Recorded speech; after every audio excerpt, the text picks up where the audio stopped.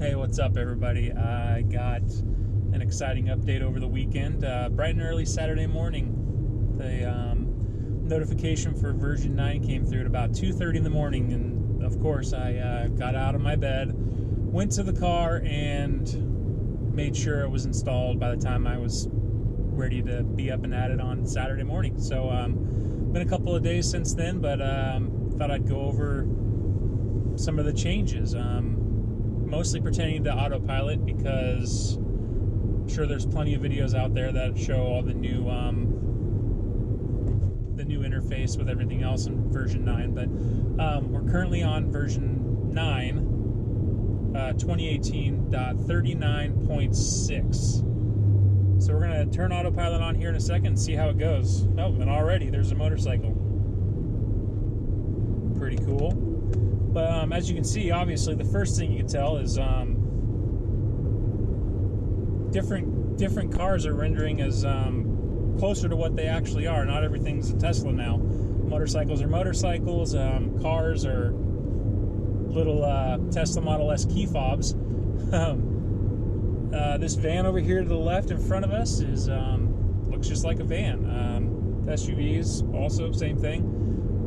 Semis, same thing. Buses, different renderings for different type of cars. Another thing you'll notice here is it's showing all of the lanes on the highway right now, which there was 5, now there's 4. That one should go away right now. I'm not sure if that's vision based or if it's a geofencing thing or not, but that's pretty darn cool. Lane changes. Let's try a lane change to the right. Lane changes look a little different, and it did not like that. Wondering why.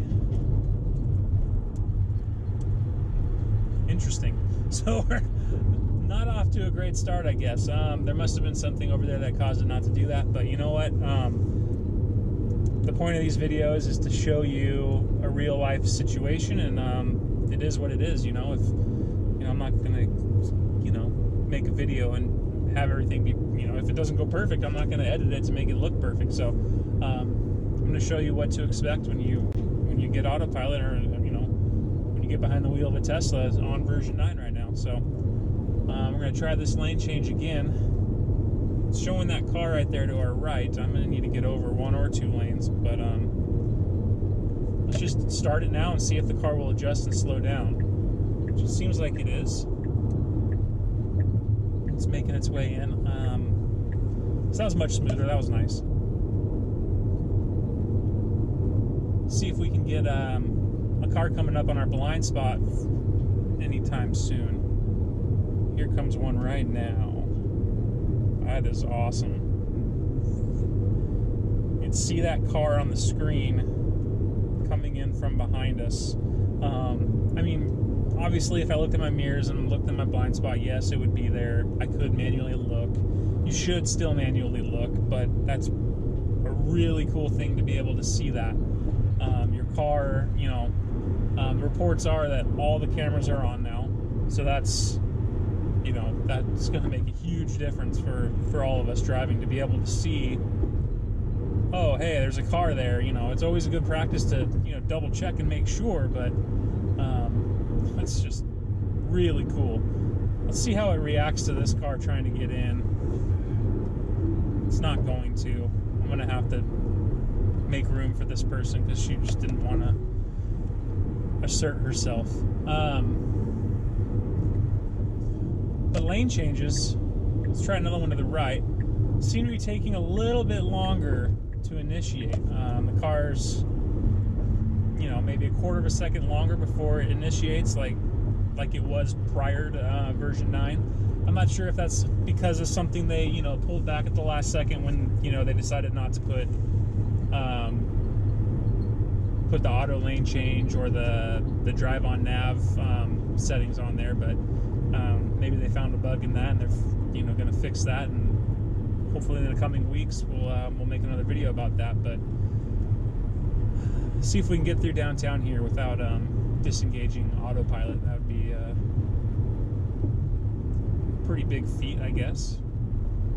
last time I did this, I disengaged, I believe, twice. One was, just like I disengaged just now, is because of the car trying to merge in. So that's, I think that's an area that they could still improve upon, is assuming cars are going to change lanes, or being able to see the blinkers on. So maybe we should give some space. I said that in the last video. It doesn't look like they've really addressed the maybe predictive nature of something like that. Where I'm at now, in the last video I made, there was some issues with people merging, because there's always inevitably in a merge situation like this, somebody isn't going to read the signs and get over early enough for their exit, and they're going to slow down and slow everybody else down to get in at the last second. So we'll see if that actually happens. But another thing is, I'd like to see the reactions to going in this interchange. You know what? It would be a lot easier if I just got over one more lane and got rid of the possibility of anybody cutting in at the last second. And we can see the behavior with the exits also. So far it's super smooth, especially in the right lane. It's much smoother than it used to be. When there were lane breaks on the off ramps and on ramps, it would kind of jerk to the right a little bit and then recenter itself. It still has a slight movement, but the improvement is just great. It seems like driving in traffic is even just a little bit better than it was in the last update. I believe I described it as micro adjustments last time, possibly, and it just, now it's even a little bit smaller than that. So I mean, the car's really not slamming on the brakes or pushing the accelerator quite as fast as it was in the past, which is great.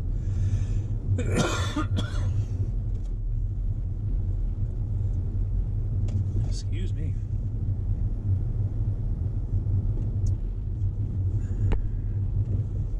Still looks like you have to be going 30 miles an hour to change lanes. But here we are going around a corner here. You can see on the instrument cluster that it's adjusting for speed based on where we're at or what it's reading. It's probably both. And I don't mean reading as in it's reading signs. I don't believe it is. At least not that I can tell yet. I think what it's seeing, what Autopilot's seeing in front of itself, it's slowing down based on that. But, if we weren't in heavy traffic, it would have been a better test right there. So now here comes the real test. Here is going to be getting over into this next lane to the left. It's always a tough one when there's a lot of traffic going on here, but we'll see if we can get it done. Another thing I noticed, Anna's a stalled car to the right, so we'll see how it reacts to that. We might have to disengage here just because. So we'll see. And thankfully they're in a safe spot. Car didn't really need to do anything, and it looks like we have a clear lane to change lanes here, so that's great. Got a little bit lucky right there, probably because of that stalled car. Another thing I've noticed, and I timed this earlier, so yeah, I have a problem, I know. But the nag, it seems like it's gotten a little bit longer, and consistently, if you don't touch the wheel, it was sitting at about 26, 27 seconds in between nags, which is I think a little bit better, or a little bit longer length of time than it was before. It's whatever that means, I don't know. I don't really have a problem with nag because I always have my hand on the wheel. Not like, I'm not going to take my hands off regardless of if the nag's 5 seconds or 100 seconds. It's going to be the same. So I know for some of you it's probably going to be an improvement, but if you're using Autopilot the way it's intended, it's probably not going to change a thing.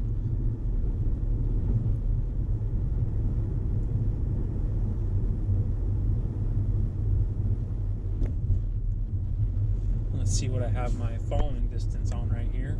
3. There's a car coming up to the right.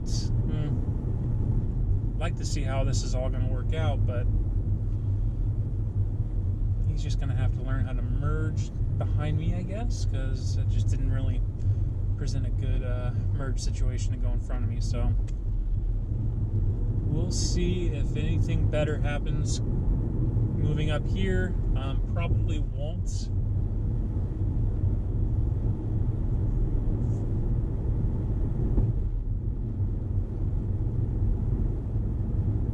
Now here's something that is interesting. I'm assuming that the rendering to the right, see how that jumped right there with that truck and that trailer? I'm going to change lanes real quick while I have the chance so I don't have to disengage up here.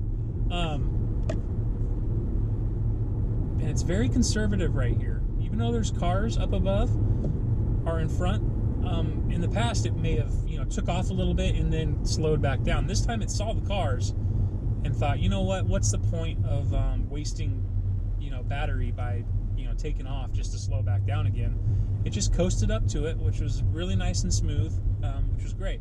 But my previous point, that truck with the trailer, and a lot of the semis that you pass, it seems to be having trouble rendering it smoothly as you pass. As you pass maybe part of the trailer, the truck will go away and then come back in front of you. Like it'll, re-render itself. I'm assuming that'll get smoother. It seems like, they just turned on all the cameras and they're pulling, information from the cameras and the ultrasonic sensors and all that stuff, so all together. So I'm sure as we move on, it'll probably look better. But as you can see right now, it's really cool. Really nice to see the car way back there showing up. One car that isn't showing up is the car directly behind me, and they're just as close as that car that is showing up to me. So it'd be nice if those showed up, more consistently. But we're getting there. I mean, they do show up sometimes. If you come to a complete stop, that car behind you will show up. So that's pretty cool. And another thing I've noticed, look at how far ahead it's rendering the cars now. Like, it's really looking ahead. I'm wondering if the 3 cameras up front, I'm wondering if some are dedicated to looking further ahead and some are dedicated to mid-range, low-range. I'm not sure. I haven't looked into all that stuff. But it sure seems like it's rendering and seeing cars way further ahead than it was before. Like right now it's not, because we've got a pickup truck in front of us. We really can't see ahead of it right now. But to the left, in the left lane, it's showing 5. Okay, 4, because that trailer was showing up as a separate car. But look at how far ahead it's showing. It's seems like it's showing much more, which, hey, the more information the car can gather, the better. It's just gonna make it safer and smoother for everybody. So here's a merge situation. Our lane's gonna end. I really doubt that I'm gonna be able to pull this off on autopilot, but I'm gonna try. It's probably gonna annoy somebody. I know that for sure. But you know what? All in the name of science, I guess.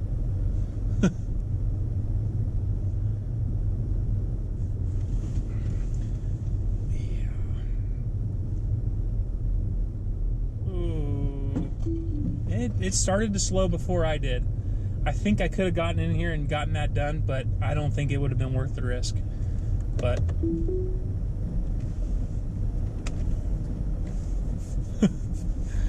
that was,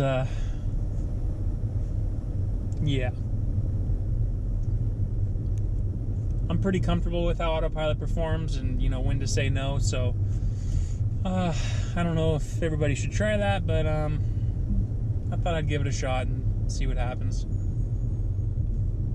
Here comes a motorcycle cop. We'll see how he renders up on the screen when he inevitably passes us.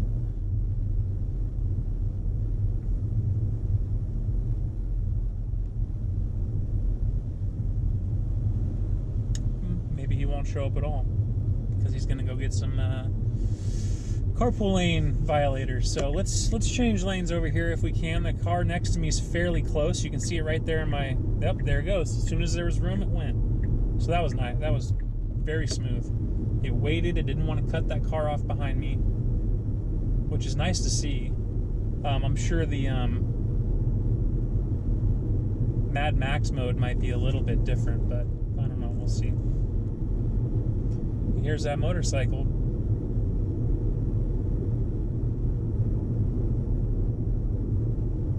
Nope, he's just chilling, hanging back. Yeah, got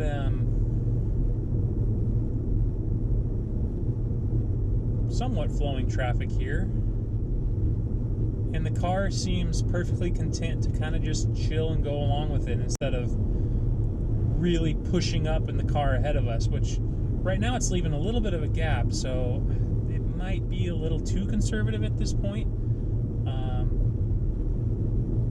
Might be annoying to other cars for you to leave that much of a gap. I mean, I don't have a problem with it personally, but I do like the direction it's going in, though, with not speeding up and slowing down, you know, when there is changes in traffic conditions. I think that's better for everybody, even the people behind you. That there's probably more of a chance, or less of a chance, you're going to get rear-ended when you don't abruptly take off and abruptly brake. You know, that's probably when most of your rear-end accidents happen. So, wonder if we can assert ourselves and get over one more lane to the left. There is a car in our blind spot right now.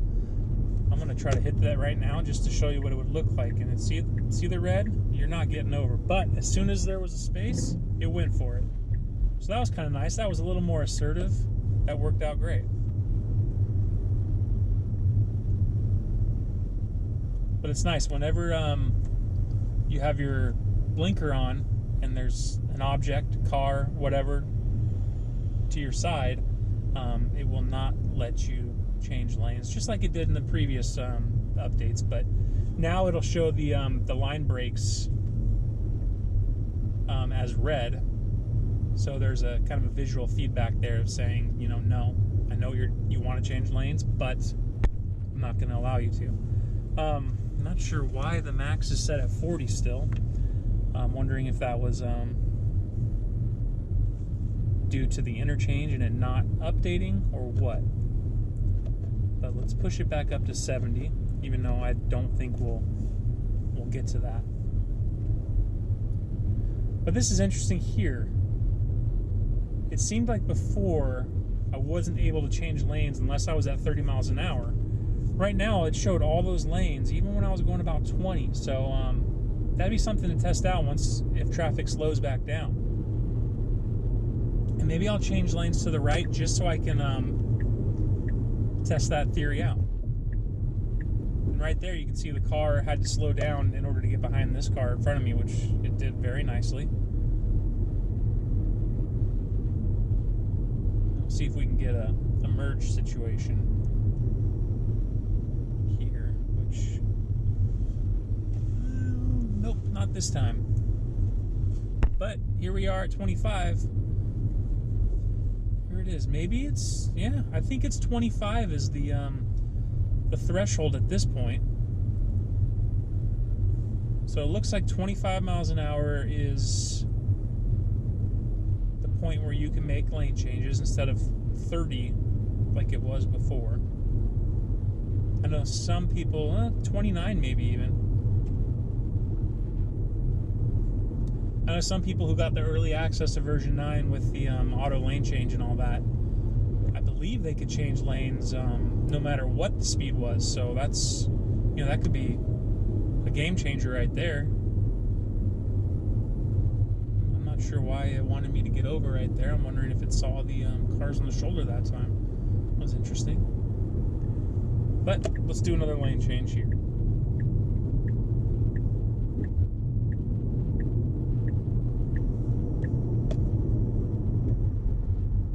Very nice. I like to leave the blinker on and see if it'll go more than one lane change at a time.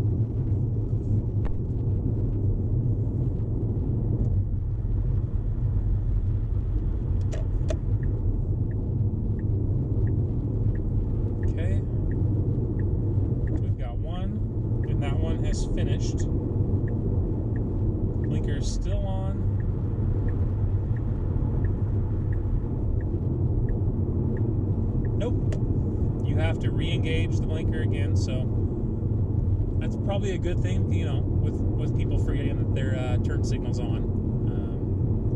You don't want to not be expecting a lane change and then have it change lanes on you all of a sudden because your music's up and you can't hear your blinker. So that's not bad.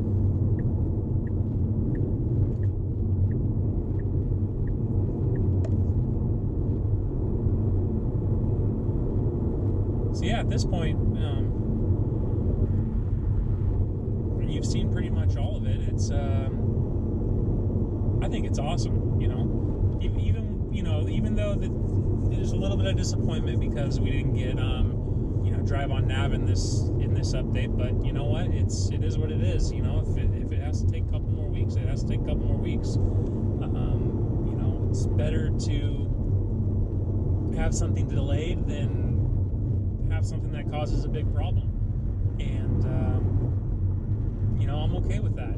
It's at least they're making improvements, and they're showing that there's progress being made in the whole system.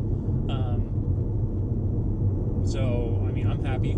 I think this is a huge step forward. I love it so far. One thing I'd like to see is maybe the cars behind us, since they are using the rear camera, maybe the cars behind us can start rendering, when they're close, within the same distance as they are in the adjacent lanes behind us, from to the right and left. That's one improvement that could be made. Another improvement is rendering what kind of vehicle it is. I know a lot of the pickup trucks are shown as SUVs, or the semi trucks are jumping around a little bit, when we're passing them. But other than that, it's this is a good start. I didn't really talk much about how Autopilot behaves. That was a big part of what we do, what I usually do. It seems more confident, even more confident than the last one. Each update comes and I say, Autopilot feels more confident. It does feel more confident when it's between the lanes this time. When you're changing right to left, once the lane change starts, it does feel confident, but it does take, like I said earlier, a split second longer to initiate that lane change. As you can see on the display, I've been holding the wheel, thank you very much. As you can see on the display, it seems like the lane is smaller on either side of the car. So I think where it's keeping in this lane, it's confined to a tighter space, and you can really feel it when you're driving. It's holding tight in between the lanes. It's not, wavering much back and forth. So yeah, I mean, this is fantastic. It's an awesome update. I'm really looking forward to the updates to come. It's going to be, version 9 is going to be, just great. Super excited. So I'm going to do another video on the surface streets, because there's a couple things I've found that interest me, moving forward with being able to progress to full self-driving, and I think they've laid the groundwork for that on a couple of things. So thankfully I'm getting closer to home, because my battery is really low. It never gets this low. But I'm going to make it on the next video, which will just be a continuation of this drive on the side streets a little bit on my way home. Show you a couple of those things if I can get those conditions to show up. So stay tuned for that. Anyways, thanks for watching. Hopefully I covered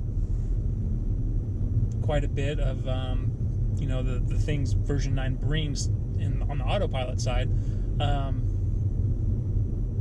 You guys have any questions, comments, anything? Go ahead and leave them. You want to see me test something? Let me know, and I'll try to address those. Also, another thing for all you Model 3 buyers out there, they just updated their referral program.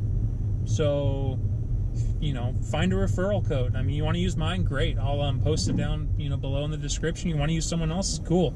But now everybody with a Model 3 or that wants to buy a Model 3 is open to using referral codes, which is pretty cool. I mean, they it's not unlimited supercharging like it was, but $100 off your supercharging is better than nothing. So yeah, thanks a lot for watching, and see you in the next video.